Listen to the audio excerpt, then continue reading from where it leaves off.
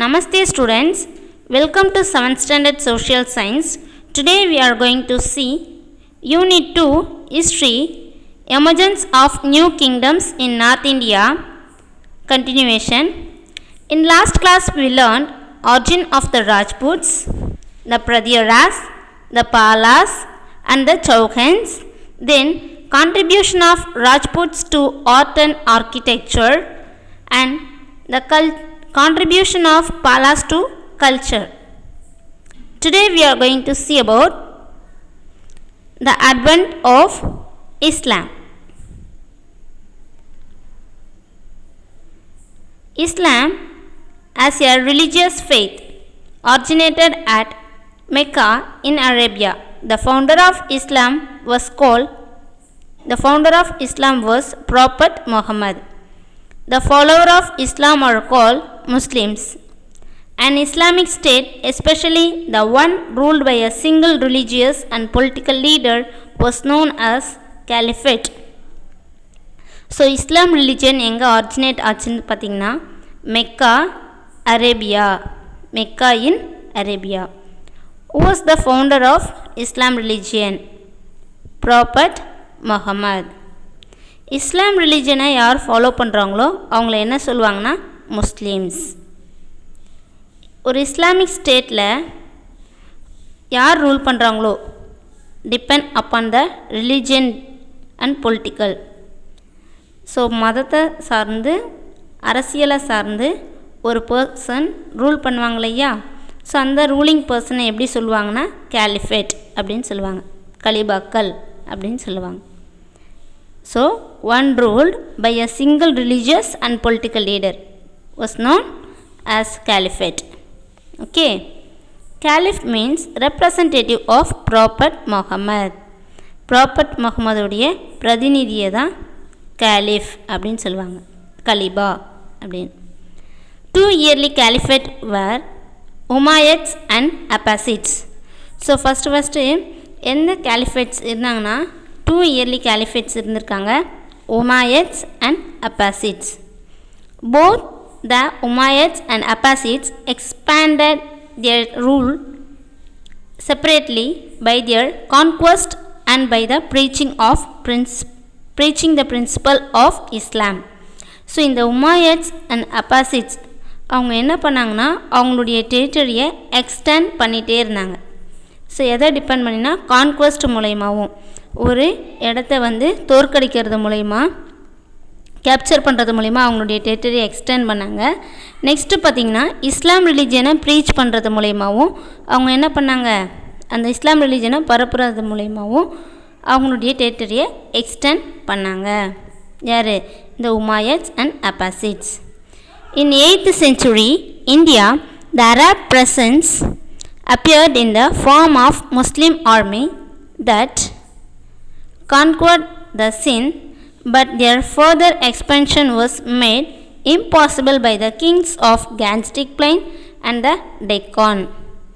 8th centuryல பார்த்தீங்கன்னா the Arabians they are invaded India.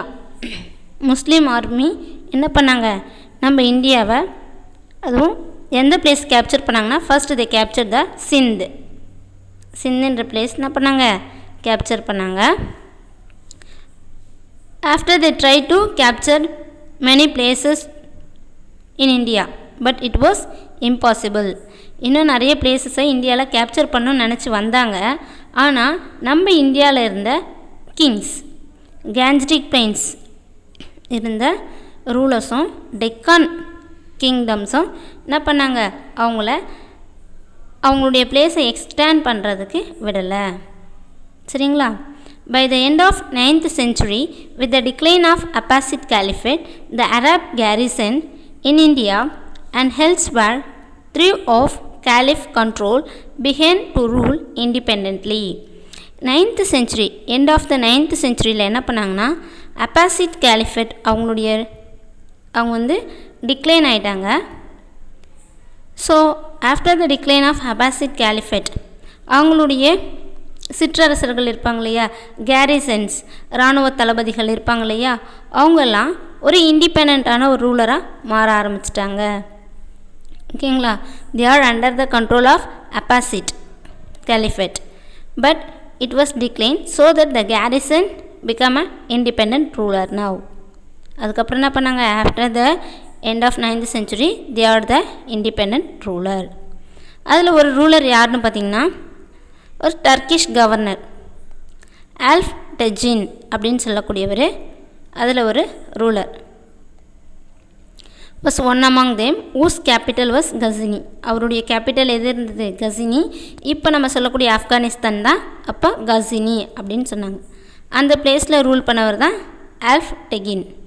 His successor and son-in-law Sabuktigin wanted to conquer India from northwest. So அவருடைய successor ஆல்ஃப் டெஜின்க்கு அடுத்து அவருடைய சன்-இன்-லா சபுக்டிஜின் அந்த பிளேஸில் rule பண்ணணும், எப்படியாச்சும் இந்தியாவை கேப்சர் பண்ணணுன்னு வராரு. நார்த் வெஸ்ட் சைடில் இருக்கக்கூடிய இந்தியாவை கேப்சர் பண்ணணும் அப்படின்னு நினைக்கிறார்.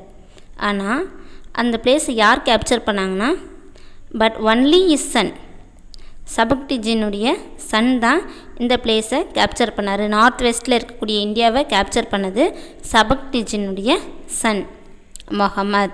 Only capture that place. Okay, so we can see about that Muhammad. Before that we can see one information, Arab conquest of Sindh and its impact. Arabians, they are captured, they conquest Sindh. So after that what happened, what is the impact? So அவங்க சிந்தை capture பண்ணது மூலிமா என்னென்ன விளைவுகள். So இது பார்த்திங்கன்னா ஒரு detail, ஒரு 5 மார்க் கொஷின் நம்ம இந்த லெசனில் இருக்குது. அது எதுனா இதுதான், சரிங்களா. அதனால் நல்லா அப்சர்வ் பண்ணுங்கள். ஸோ அப்புறமா டீட்டெயில் நான் உங்களுக்கு மார்க் பண்ணி சென்ட் பண்ணுறேன், சரிங்களா. So in AD 712 Muhammad bin Qasim, who was the commander of Umayyad kingdom, invaded Sindh. Qasim defeated Tahir, the ruler of Sindh, and killed him in the battle. The capital of Sindh, Aror, was captured. Qasim extended his conquest further into Multan. He organized the administration of Sindh. The people of Sindh were given the status of protected subjects.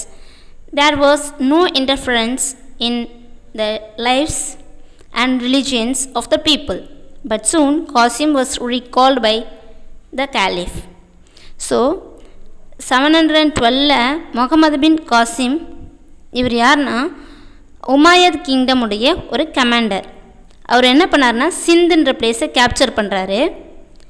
Capture பண்ணதுக்கப்புறம் அங்கே யார் ruler பார்த்திங்கன்னா சிந்துன்ற பிளேஸில் Dahir, was the ruler in Sindh. தாஹிர்ன்றவரை defeat பண்ணுறாரு. So defeat பண்ணதுக்கப்புறம் சிந்துடைய கேபிட்டல் அரோரையும் கேப்சர் பண்ணுறாரு. அப்புறம் இவருடைய பிளேஸை எக்ஸ்டெண்ட் பண்ணிகிட்டே போகிறாரு. First he capture the Sindh, after Sindh capital also the Aror also captured by the Qasim. After he extend his territory he defeat the Multan ruler also, முல்தானையும் கேப்சர் பண்ணுறாரு. அதுக்கப்புறம் சிந்தில் ஒரு நல்ல ஒரு அட்மினிஸ்ட்ரேஷன் சிஸ்டமை கொண்டு வரார். நல்லா அந்த பிளேஸில் ரூல் பண்ணுறார். கேப்சர் பண்ணதுக்கப்புறம் சிந்தில் இருக்கக்கூடிய பீப்புளுக்கு ஒரு ஸ்டேட்டஸ் கொடுக்குறார், ப்ரொடெக்டட் சப்ஜெக்ட், பாதுகாக்கப்பட்ட மக்கள் அப்படின்னு சொல்லிட்டு ஒரு அங்கீகாரத்தை கொடுக்குறார். யாருன்னு பார்த்தீங்கன்னா முகமது பின் காசிம். ஆனாலும் அந்த மக்களுடைய எந்த ஒரு வாழ்க்கையிலையும் அவங்களுடைய ரிலீஜன்லேயும் எந்த ஒரு டிஸ்டர்பன்ஸும் இவர் பண்ணல. There was no interference in lives and religion of the people. அந்த பீப்புளை எந்த ஒரு டிஸ்டர்பன்ஸும் இவர் என்ன பண்ணல. அதுக்கப்புறம் காசிம் என்ன ஆனார் அப்படி சொல்லிட்டு பார்த்தீங்கன்னா இவருடைய நேட்டிவ் பிளேஸ் இருக்கக்கூடிய அரேபியாவுக்கு இவர் திரும்ப போயிட்டார். But soon Qasim was recall by the caliphs. இந்த உமாயத் கிங்டம் இருக்காங்க இல்லையா, அவங்க திரும்ப அவரை கூப்பிட்டுக்கிட்டாங்க. அதனால் அவர் return back to is native. Okay, now the Arabians captured, especially the Muhammad bin Qasim captured that Sindh and Multan we learned. So for that what happened, what they learned from India. நம்ம இந்தியாவுக்கு வந்தாங்க, ஒரு சில பிளேஸை capture பண்ணாங்கன்னு சொல்லிட்டு பார்த்தோம்.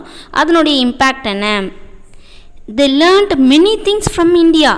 நம்ம இந்தியாவிலேருந்து நிறைய அவங்க என்ன பண்ணாங்க, லேர்ன் பண்ணிட்டு போயிருக்காங்க.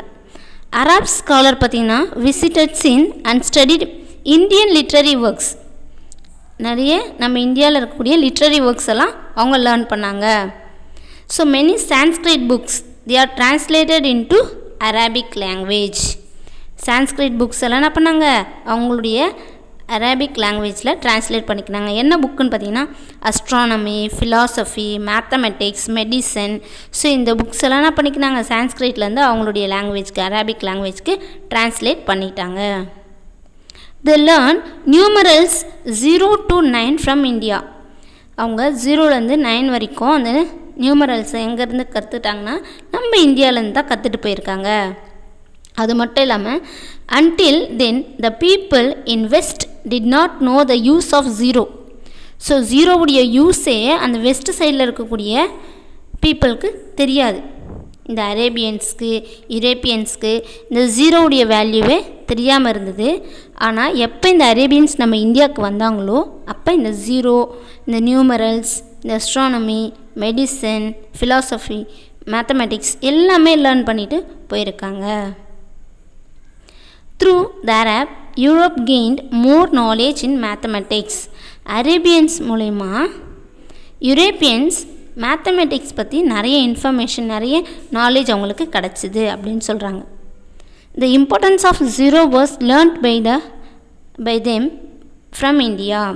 யூரோப்பியன்ஸ்க்கு ஜீரோ பற்றின ஒரு இம்பார்ட்டன்ஸ் அரேபியன்ஸ் மூலயமா தெரிஞ்சுது. அரேபியன்ஸ்க்கு யார் மூலயமா தெரிஞ்சுது, நம்ம இந்தியா மூலயமா தான் தெரிஞ்சுது. சரிங்களா? It is believe that the people in west and the Arabs learn the game of chess only from the Indians. Chess game தெரியுங்க இல்லையா? இந்த செஸ் கேம் கூட அரேபியன்ஸ்க்கும் வெஸ்ட், அதாவது யூரோப்பியன்ஸ்க்கும் எப்படி இந்த செஸ் கேம் தெரியும்னா from the India. From India only they learned the chess game. Okay. West and the Arabs they learned the game of chess only from the Indians. Okay. See how the people of Arabians they invade India. So இங்கே பெர்ஷியாவிலேருந்து first இந்த சிந்தை capture பண்ணியிருக்காங்க. After only they captured many places. This is Saudi Arabia, Iraq, Iran, India.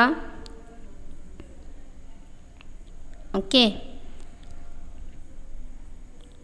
Now we are going to see about Muhammad of Ghazni. Who was Muhammad of Ghazni? Yes, you know very well about that Muhammad of Ghazni. 17 rights. 17 முறை படையெடுத்திருக்காரு Mohammed of Ghazni. பார்க்கலாமா அவருடைய ஸ்டோரியை?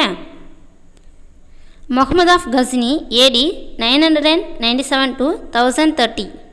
Muhammad is said to have conducted 17 raids into India. 17 முறை நம்ம India மேலே படையெடுத்தவர் யாருன்னா இந்த Muhammad of Ghazni. At that time, North India was divided into a number of small kingdoms. One of them was Shahi Kingdom, which extended from Punjab to Kabul. The other important kingdoms were Kannauj, Gujarat, Kashmir, Nepal and Malwa. Malwa and Bundelkhand. So, Muhammad of Ghazni 17 times வந்து நம்ம India மேலே படையெடுத்திருக்காரு அப்படின்னு சொல்லிட்டு பார்த்தோம். அந்த டைமில் நம்ம India வந்து நிறைய ஸ்மால் கிங்டம்ஸாக டிவைட் ஆகிட்டு இருந்தது. நிறைய அரசர்கள் தனித்தனியாக ரூல் பண்ணிகிட்டு இருந்தாங்க. அதில் ஒரு ஃபேமஸான ஒரு கிங்டம் எது பார்த்திங்கன்னா ஷாஹி கிங்டம். என்ன கிங்டம்? ஷாஹி கிங்டம். எந்த பிளேஸ்லேருந்து பார்த்திங்கன்னா பஞ்சாப்லேருந்து காபூல் வரைக்கும் அவங்களுடைய பிளேஸ் இருந்தது. ஸோ இது மாதிரி நிறைய கிங்டம்ஸ் நம்ம நார்த் இந்தியாவில் ரூல் பண்ணிகிட்டு இருந்தாங்க. கனோஜ், குஜராத், காஷ்மீர், நேபாள், மால்வா, பண்டல்கண்ட், இந்த மாதிரி நிறைய கிங்டம்ஸ் இருந்தது. நிறைய பிளேஸில் ரூலர்ஸ் ரூல் பண்ணிகிட்டு இருந்தாங்க. இப்போ கஜினி முகமது நம்ம இந்தியாவுக்கு வராரு. ஃபஸ்ட்டு எந்த பிளேஸில் அவர் அட்டாக் பண்ணார் அப்படின்னு சொல்லிட்டு நீங்கள் தெரிஞ்சுக்கணும் இல்லையா? பார்க்கலாமா? The initial raids. The initial raids were against the Shahi kingdom, in which its king Jayapala was defeated in 1001. After his defeat, Jayapala immolated himself because he thought that this defeat was a disgrace. இனிஷியலாக Mohammed of Cassini எந்த பிளேஸை வந்து capture பண்ணார் பார்த்திங்கன்னா, சாகி கிங்டமில் இருக்கக்கூடிய Jayapala கிங்கை defeat பண்ணுறாரு. எப்போ பார்த்திங்கன்னா 1001. இப்போ டிஃபீட் பண்ணதுக்கப்புறம் அவருக்கு எப்படி இருக்கும்? he thought that defeat was a disgrace. அவருக்கு வந்து ஒரு பெரிய அவமானமாக இருக்குது. யாருக்கு? ஜெயபாலாக்கு, த ரூலர் ஆஃப் சாகி கிங்டம். ஜெயபாலாக்கு ரொம்ப அவமானமாக இருக்குது. அதனால் இமோலேட்டட்னா அவருடைய உயிரை மாய்த்துக்கிறார். அந்த அவமானத்தை அவரால் என்ன பண்ண முடியல, தாங்க முடியல. After what happen? His successor ஜெயபாலாக்கு அடுத்து அனந்தபாலா அப்படின்றவர் ரூல் பண்ணுறாரு அந்த சாகி கிங்டம். இவர் என்ன பண்ணுறாரு சொல்லிட்டு பார்க்கலாம். His successor Anandapala fought against the Muhammad but was defeated in the battle of Vaihind near Peshawar in 1008. ஜெயபாலாக்கு அடுத்து அனந்தபாலா ரூல் பண்ணுறாரு. முகமது ஆஃப் கசினிக்கு அகேன்ஸ்டாக ஃபைட் பண்ணுறாரு. But he also defeated in the battle of வைஹின்றது ஒரு பிளேஸு எங்கே இருக்குன்னா நியர் டு பெஷவார்ன்றது இப்போ இருக்கக்கூடிய Iran தான் பெஷவார் அப்படின்னு சொல்கிறாங்க. சரிங்களா? ஸோ வென்யான் நியர் பெஷவார் எப்போ பார்த்தீங்கன்னா 1008 டிஃபீட் பண்ணுறாங்க. As a result of this victory at Waihind, Muhammad extended his rule over Punjab. வெயினில் இந்த அனந்தபாலா டிஃபீட் பண்ணதுக்கப்புறம் முகமது என்ன பண்ணுறாரு, அவருடைய பிளேஸை எக்ஸ்டெண்ட் பண்ணுறாரு up to Punjab. He captured Muhammad of Ghazni. ஆனால் முகமது ஆஃப் கசினியை பற்றி நீங்கள் தெரிஞ்சுக்கணுன்னா, அவர் இங்கே நிறைய பிளேசஸை கேப்சர் பண்ணி அவருடைய டெரிட்டரியை எக்ஸ்டெண்ட் பண்ணுறதுக்காக வரல. Main aim, he want to plunder many things from India. இந்தியாவில் இருக்கக்கூடிய பொருள்களை, செல்வங்களை கொள்ளையடிக்கணும்னு வந்தவர் தான் இந்த முகமது ஆஃப் கஜினி. அவர் பிளேசஸ் கேப்சர் பண்ணி அந்த பிளேஸில் ரூல் பண்ணணும்னு வரல, அங்கே இருக்கக்கூடிய திங்ஸை பிளண்ட் பண்ணிட்டு போகணும், கொள்ளையடிக்கணும்னு வந்தவர். சரிங்களா? The subsequent raids Muhammad into India aim to plundering the rich temples and cities of north India. அவருடைய மெயின் எய்ம் என்ன? ரிச் டெம்பிள்ஸையும் சிட்டிஸ் இன் நார்த் இந்தியாவை கேப்சர் பண்ணணும், அதாவது பிளன் பண்ணணும், கொள்ளையடிக்கணும் அப்படின்னு சொல்லிட்டு வந்தவர் தான் இந்த முகமது ஆஃப் கசினி. ஸோ 1011 பார்த்தீங்கன்னா நாகர்கோட் இன் பஞ்சாப் ஹில்ஸை கேப்சர் பண்ணுறாரு. அப்புறம் தானேஸ்வர் நியர் டெல்லி இதெல்லாம் பண்ணுறாரு, கேப்சர் பண்ணுறாரு. Next the reins of Somnath temple. It is present in Gujarat. It also plundered by the, who's that? Muhammad of Ghazni. Okay. Now it is there reconstructed, but before what happened? It was destroyed by Muhammad of Ghazni. Next என்ன பண்ணுறாரு, என்ன பிளேஸை plan பண்ணாரு சொல்லிட்டு பார்க்கலாமா? 1018 Muhammad plundered the holy city of Mathura. 1018 மதுராவை கொள்ளையடிக்கிறாரு. After attack to Kannauj attack பண்ணுறாரு. கனோஜுடைய ரூலர் யார் பார்த்தீங்கன்னா Rajyapala. Abandon Kannauj and later died. இவர் கனோஜ் அட்டாக் பண்ணார் இல்லையா, Muhammad of Ghazni attack the Kannauj. கனோஜுடைய ரூலர் ராஜ்யபாலா என்ன பண்ணுறாருன்னா அவருடைய நேட்டிவை விட்டு வெளியேறார். அபேண்டோன் மீன்ஸ் அந்த நாட்டை விட்டு வெளியேறார். After he was died. Later on the Kannauj ruler also died. Muhammad returned with enormous riches.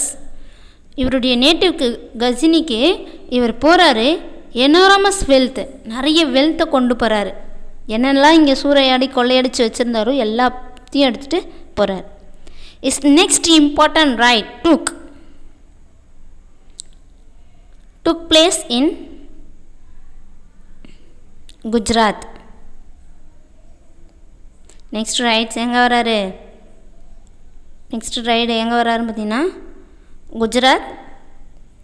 After in 1024 AD, Muhammad marched from Multan across Rajputna and defeated the Solangi king Bhimadeva I and plundered the Ankil ward.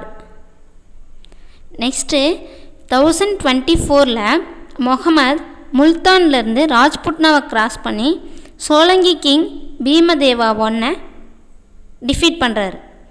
அங்கே இருக்கக்கூடிய அங்கில் ward அப்படின்ற சிட்டியை plain பண்ணுறார், கொள்ளையடிக்கிறார். அங்கே இருக்கக்கூடிய rich வெல்த்தை கொள்ளையடிக்கிறார். Muhammad is said to have sacked the famous temple of Somnath, breaking the idol. Then he return through the sin desert. Next என்ன பண்ணுறாரு பார்த்தீங்கன்னா, famous temple in Gujarat, the Somnath temple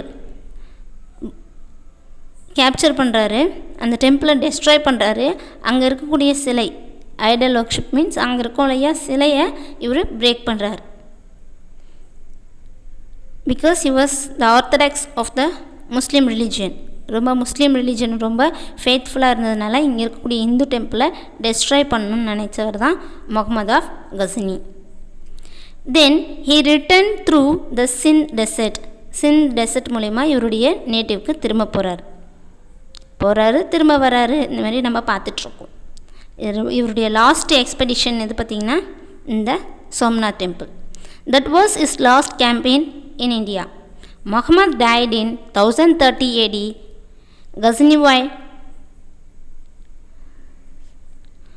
Ghaznavid Empire roughly included Persia, Trans-Oxiana, Afghanistan and Punjab.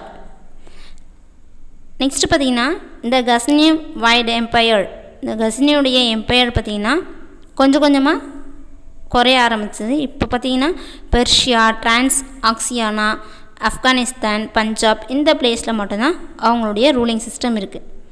என்ன தான் இருந்தாலும் கூட Ghazni Muhammad was died in 1030. What happen after his smaller kings, சிற்றரசர்கள் இருப்பாங்க இல்லையா, chieftains, அவங்கெல்லாம் they were the independent ruler now. இப்போ independent ruler after the death of Muhammad of Ghazni, his chieftains became the independent ruler. இந்த சிற்றரசர்கள்லாம் அவங்களே என்ன பண்ணுறாங்க, ஒரு தனியான இண்டிபெண்ட்டான ரூலராக மாற ஆரம்பிக்கிறாங்க. அதில் ஒரு ரூலரை நம்ம இப்போ பார்க்க போகிறோம். அவர் தான் Muhammad of core. 1149 to 1206. Muhammad of Ghor was Muhammad Ghori started a vassal of Ghazni but became independent after the death of Muhammad. Ghazni Muhammad இறந்ததுக்கப்புறம் after the death of Muhammad of Ghazni, the Muhammad Ghori became the independent ruler. Taking the advantage of the decline of the Ghaznivide Empire, Muhammad Ghori brought Ghazni under his control, having made his position strong and secure at Ghazni. Muhammad turned his attention to India. Ghazni Muhammad இறந்ததுக்கப்புறம் Mohammed of கோரி கஸ்னின்ற பிளேஸை take over பண்ணுறாரு. அந்த பிளேஸில் ரொம்ப ஸ்ட்ராங்கான செக்யூரான ஒரு ரூலராக மாறுறாரு.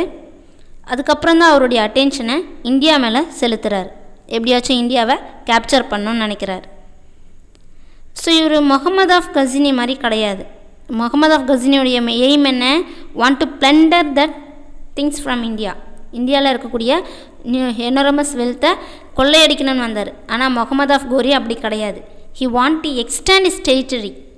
அவருடைய பிளேஸை அவருடைய ரூலிங் பிளேஸை எக்ஸ்டெண்ட் பண்ணணும், நிறைய பிளேஸில் ரூல் பண்ணணும்னு நினச்சவர் தான் இந்த முகமது ஆஃப் கோரி. Muhammad Ghori. Unlike Muhammad of Ghazni, he wanted to extend his empire by conquering India.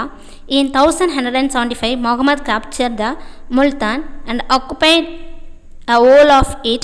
In his subsequent expeditions, in 1186, he attacked the Punjab and captured it. 1175 Muhammad of Ghori Multan பிளேஸை capture பண்ணுறாரு. அதுக்கப்புறம் இவர் whole முல்தானையும் capture பண்ணுறாரு. அதுக்கப்புறம் தொடர்ந்து expedition பண்ணி எல்லா பிளேஸையும் capture பண்ணுறாரு, ஹோல் முல்தானையும் கேப்சர் பண்ணுறாரு. 1186 பார்த்திங்கன்னா இவர் பஞ்சாபை கேப்சர் பண்ணுறாரு. ஓகேங்களா. Next we are going to see about the battle of Tarain. இந்த battle of Tarain பார்த்திங்கன்னா 2 things இருக்குது. First battle of Tarain, second battle of Tarain. First battle of Tarain 1191, second battle of Tarain 1192. 2 parts இருக்குது. சரிங்களா. நம்ம பார்க்கலாம் one by ஒன்னாக. Realizing the grave situation in which they were caught, the Hindu princes in North India formed the confederacy under the command of Prithviraj Chauhan. ரொம்ப கிரிட்டிக்கலான situation. Mohammed of கோரி அவங்களுடைய place north இந்தியாவுக்கு வந்துட்டார். ஸோ இந்து பிரின்சஸ் எல்லாருமே சேர்ந்து என்ன பண்ணியிருக்காங்க, ஒரு கான்ஃபெடரசி, ஒரு கூட்டணியை ஏற்படுத்துகிறாங்க. யாருடைய கமாண்டில் பார்த்திங்கன்னா பிருத்திவிராஜ் சௌஹன். ஸோ எல்லா ஹிந்து பிரின்சஸும் சேர்ந்து ஒரு கூட்டணியை ஏற்படுத்தி அதனுடைய ரூலர் பிருத்திவிராஜ் சௌஹன் இருக்கிறாரு. Because you only tackle that critical situation. Prithviraj சௌஹனால் தான் என்ன பண்ண முடியும், டிஃபீட் பண்ண முடியும் அப்படின்னு சொல்லிட்டு. Prithviraj rose to the occasion and defeat the Muhammad in the battle of Tarain near in Delhi in 1191. So டெல்லியில் பார்த்தீங்கன்னா பிருத்திவிராஜ் சௌஹன் முகமது ஆஃப் கோரியை டிஃபீட் பண்ணுறாரு. எப்போனா 1191. ஸோ அதனால் அதை ஃபஸ்ட்டு பேட்டில் ஆஃப் டரைன் அப்படின்னு சொல்கிறாங்க. இப்போ விட்டுருவாரா Muhammad of Ghori? After also to avenge this defeat, அதுக்கு பழி வாங்கிறதுக்காக Muhammad of Ghori made serious preparation and gathered a huge army. Prithviraj சௌஹனை டிஃபீட் பண்ணுறதுக்காக ஒரு ஹியூஜ் ஆர்மியை கேதர் பண்ணுறாரு. He arrived with his large force in Lahore via Peshawar and Multan. Peshawar Multan வழியாக லாகூரை ரீச் பண்ணுறாரு. எதுக்காக? பிருத்திவிராஜ் சௌஹனை டிஃபீட் பண்ணணும். He sent a message to Prithviraj asking him to acknowledge his supremacy and become a Muslim. First இவர் ஒரு மெசேஜை send பண்ணுறார். Muhammad of Ghori sent a message to Prithviraj Chauhan, என்னுடைய அதிகாரத்தை ஏற்றுக்கோங்க. Next you want to convert the Islam religion, Hindu ரிலிஜன்லேருந்து நீங்கள் Islam ரிலிஜனுக்கு மாறணும்னு சொல்லிட்டு. Whether he accept? No. But the Prithviraj rejected the proposal and prepared his army to resist the endeavour. அந்த ப்ரொபோசலை இவர் என்ன பண்ணுறாரு, ரிஜெக்ட் பண்ணிவிட்டு அவர் இந்த சண்டையில் இறங்குறார். He fought against the Muhammad Ghor. Many Hindu kings and chieftains also joined him. நிறைய Hindu rulers எல்லாருமே சேர்ந்து என்ன பண்ணுறாங்க, பார்ட்டிசிபேட் பண்ணுறாங்க. But what happen? In the ensuing second battle of Tarain in 1192, Muhammad thoroughly routed the army of Prithviraj, who was captured and killed. Second battle of டரைனில் Prithviraj Chauhan his army என்ன பண்ணுறாங்க, defeat பண்ணுறாரு. Prithviraj Chauhan defeat ஆயிடுறாரு. After the Muhammad Ghori capture the Prithviraj and he was killed in the battle. 1192 second battle of Tarain நடக்குது. இதில் Prithviraj Chauhan defeat ஆயிடுறாரு.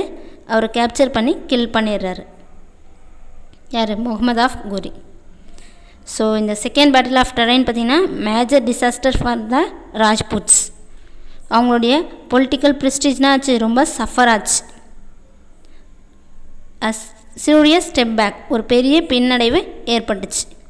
Whole Chauhan கிங்டமே யாருடைய கையில் போயிடுச்சு, யாருடைய காலடியில் இருந்தது? இந்த Muhammad of Ghor. The first Muslim kingdom was thus firmly established in India at Ajmer. அஜ்மரில் தான் ஃபஸ்ட்டு முஸ்லீம் கிங்டம்ஸ் இந்தியாவில் வந்தது. It made a new era in the Indian history.